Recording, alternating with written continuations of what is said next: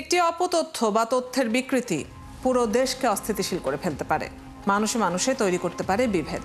তাই প্রতিটি অপতথ্যের বিপরীতে প্রয়োজন সঠিক তথ্য তুলে ধরা। সেই কাজটি করতে এসেছি আমি রুবাইয়া তদিতি। আমন্ত্রণ জানাচ্ছি রিউমার চেক নিয়ে ৭১-এর নিয়মিত আয়োজন ফেক নিউজ স্ক্যানারে। দর্শক, আজ আমাদের সাথে অতিথি হিসেবে যুক্ত থাকবেন অধ্যাপক AGM নিয়াজউদ্দিন, যিনি চট্টগ্রাম বিশ্ববিদ্যালয়ের রাজনীতি বিজ্ঞান বিভাগের শিক্ষক। তার সাথে আলাপে যাবার আগে একটা প্রতিবেদন আমরা দেখে নেব। সিলেটে পর্যটন এলাকায় পরিদর্শনে গেলে উপদেষ্টা রেজওয়ানার গাড়ি ভাঙচুর করেছে উত্তেজিত জনতা। তিনি কোনো রকমে সাধারণ জনগণের হাত থেকে বেঁচে ফিরেছেন, এমন ক্যাপশনে একটি ভিডিও ইন্টারনেটের বিভিন্ন প্ল্যাটফর্মে প্রচার করা হয়েছে। ফ্যাক্ট চেক করে দেখা গেছে বিষয়টা ছিল গুজব। অপরদিকে স্বরাষ্ট্র উপদেষ্টা জাহাঙ্গীর আলম চৌধুরীর সাথে জাতীয় পার্টি জাপার চেয়ারম্যান GM কাদেরের সাম্প্রতিক সাক্ষাতের একটি ছবি সামাজিক যোগাযোগ মাধ্যমে ভাইরাল। পরে জানা গেল এটাও ছিল গুজব। দর্শক, চলুন কিছু ফ্যাক্ট চেক আমরা দেখে নেই। সিলেটে পর্যটন এলাকায় পরিদর্শনে গেলে উপদেষ্টা রিজওয়ানার গাড়ি ভাঙচুর করেছে উত্তেজিত জনতা। তিনি কোনোভাবে সাধারণ জনগণের হাত থেকে বেঁচে ফিরেছেন, এমন ক্যাপশনে একটি ভিডিও ইন্টারনেটের বিভিন্ন প্ল্যাটফর্মে প্রচার করা হয়েছে। ফ্যাক্ট চেক করে জানা যায় এটা ছিল গুজব। প্রকৃতপক্ষে গত জুলাইয়ে সিলেটে ইজারা বন্ধ থাকা পাথর কোয়ারি চালুর দাবিতে আন্দোলনরত কিছু ব্যক্তি আঞ্চলিক মহাসড়কে একটি গাড়ি ভাঙচুর করেছিল। সেই ঘটনার ভিডিওকে সম্প্রতি রিজওয়ানা হাসানের গাড়ি ভাঙচুরের দৃশ্য দাবিতে প্রচার করা হচ্ছে। অপরদিকে স্বরাষ্ট্র উপদেষ্টা জাহাঙ্গীর আলম চৌধুরীর সাথে জাতীয় পার্টি জাপার চেয়ারম্যান GM কাদেরের সাম্প্রতিক সাক্ষাতের একটি ছবি সামাজিক যোগাযোগ মাধ্যমে ছড়িয়ে পড়েছে। রিউমার স্ক্যানার টিমের অনুসন্ধানে জানা যায় এটা ছিল মিথ্যা তথ্য। আসলে এটি 2024 সালের 22 সেপ্টেম্বরের ছবি। সে সময় দেশের রাজনৈতিক ও আইনশৃঙ্খলা পরিস্থিতি এবং পার্বত্য অঞ্চলে সাম্প্রদায়িক অস্থিরতা নিয়ে সচিবালয়ে স্বরাষ্ট্র উপদেষ্টার সঙ্গে জাতীয় পার্টির চেয়ারম্যান বৈঠক করেন বলে গণমাধ্যম সূত্রে জানা যায়।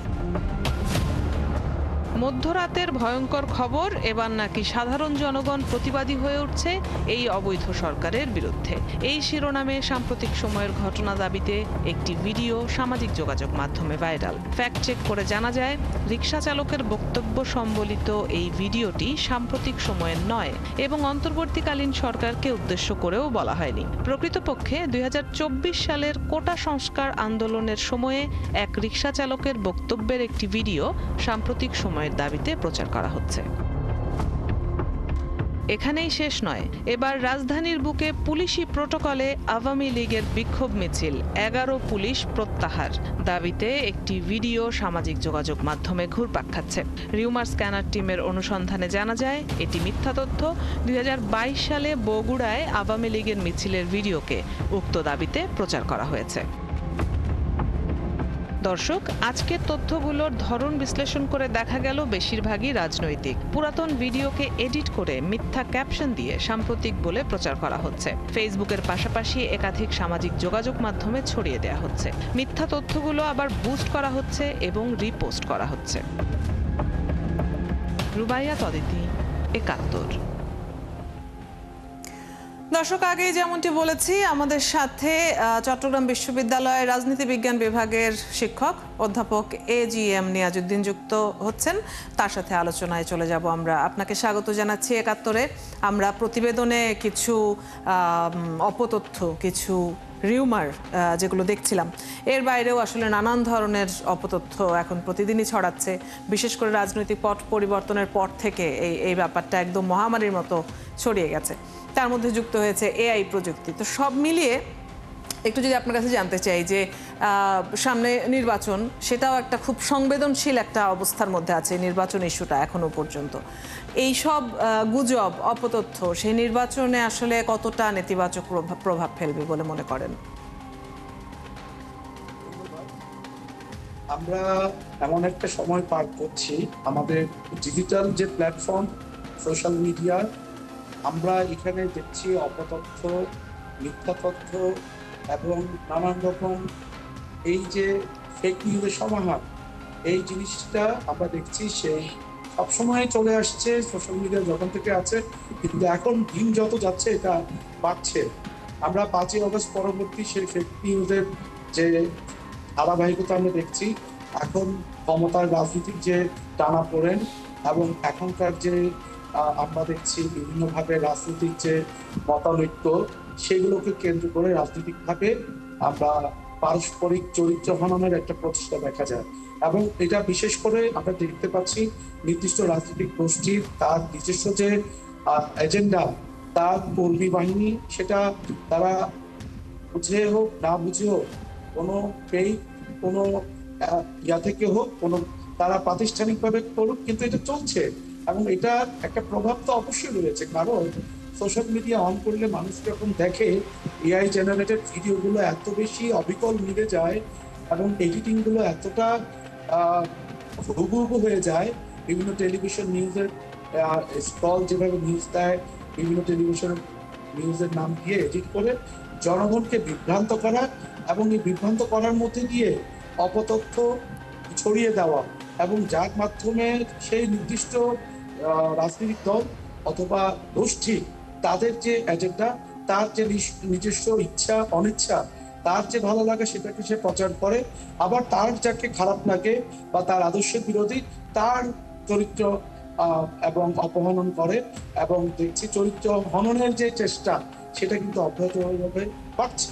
এবং এটা যেহেতু বাংলাদেশ একটি এখানে শিক্ষার হার কম এবং শিক্ষিত মানুষের সংখ্যা কম, এবং এখানে ফেক নিউজ যাচাইয়ের মতো আপনারা যেভাবে চেষ্টা করছেন সেই রকম প্রতিষ্ঠানও কম। তো সেই জন্য আমরা দেখতে পাচ্ছি এই ফেক নিউজের কারণে মানুষ প্রভাবিত হচ্ছে এবং সেগুলো তারা বিভিন্নভাবে শেয়ার করছে, বিভিন্ন সোশ্যাল মিডিয়াতে বা নিজস্ব আইডি থেকে শেয়ার করছে। এই জায়গাটাতে আমি মনে করি যে আমাদের একটা বড় ধরনের একটা প্রভাব বিস্তার করতে পারে। সামনে নির্বাচন আসছে এবং এটা অত্যন্ত একটা গুরুত্বপূর্ণ বিষয়, যেটা আপনি আপনার তথ্যের মাধ্যমে প্রকাশ করলেন। এবং আমি মনে করি যে আমাদের এই জায়গাটাতে কিভাবে আমরা কাজ করব, সেগুলো রাজনৈতিক দলগুলো এবং সরকারের যে বিভিন্ন সাইবার সিকিউরিটির দায়িত্বে যারা আছেন এবং এই ক্ষেত্রে যেসব প্রতিষ্ঠান কাজ করে, সরকারি এবং বেসরকারি প্রতিষ্ঠান, সেগুলোকে সক্রিয় রাখা, সচেতনতার জায়গাটাকে আরো বড় করে দেখানো। এবং আসলে আমরা রাজনৈতিকভাবে এমন একটা বিভক্ত সমাজে আছি, যে কারণে আমরা দেখছি শিক্ষিত মানুষ তার পেজেও এই ধরনের কাজ করে। সেজন্য আমার মনে হয় আইনের যে যে বিষয়গুলো আছে, এগুলো জনগণকে অবহিত করা অত্যন্ত গুরুত্বপূর্ণ। তা না হলে নির্বাচন যে সংশ্লিষ্ট যে আমাদের যে এখন যে বিভেদগুলো, সেগুলো আরো অনেক বড় আকারে ধারণ করবে, মানুষের মধ্যে অপতথ্য তাদেরকে বিভক্ত করবে, জি। যার ফলে সমাজে আমরা যে এখন যে একটা প্রচেষ্টা চলছে, একটা রাষ্ট্র বিনির্মাণের পুনঃ প্রচেষ্টা, সেটা কিন্তু সেটা ব্যাহত হতে পারে।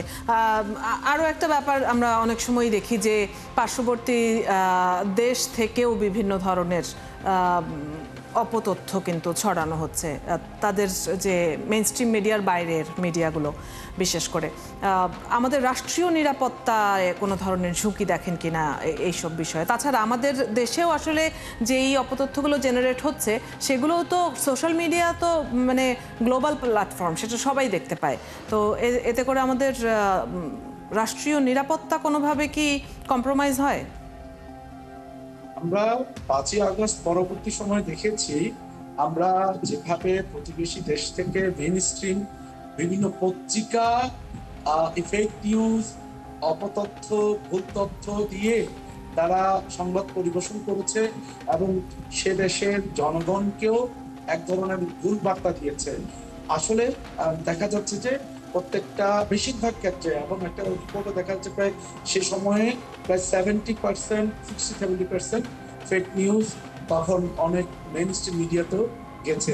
এটা অত্যন্ত স্পর্শকাতর বিষয় একটা বায়োলেটারাল রিলেশনের ক্ষেত্রে। এবং দুই দেশের জনগণ কিন্তু তাদের একটা পারস্পরিক সম্পর্ক, ঐতিহাসিক সম্পর্ক আছে।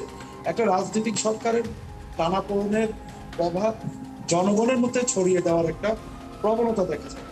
এটা অত্যন্ত আশঙ্কাজনক।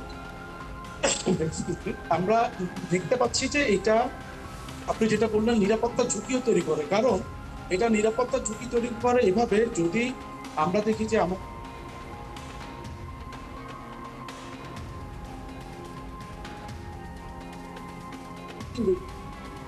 কি তৈরি হয় একটা মাস একটা একটা ধরেন মাস পিপলের যদি ইনভলভমেন্ট থাকে তখন এটার একটা প্রতিক্রিয়া আমরা দেখতে পাই এবং পারস্পরিক স্বাভাবিক যে প্রতিবেশীমূলক সম্পর্ক সেটা বিঘ্ন ঘটে। আর নিরাপত্তার বিষয়ে আমরা মনে করি যে এটা অত্যন্ত, কারণ কি জনগণকে ভুল বার্তা দিলে এবং আমাদের নিজেদের সোশ্যাল মিডিয়া বাংলাদেশ থেকে এবং প্রতিবেশী থেকে দেশ থেকেই দেখা গেছে যে ফেক নিউজের মাধ্যমে উস্কানো যাওয়া হচ্ছে।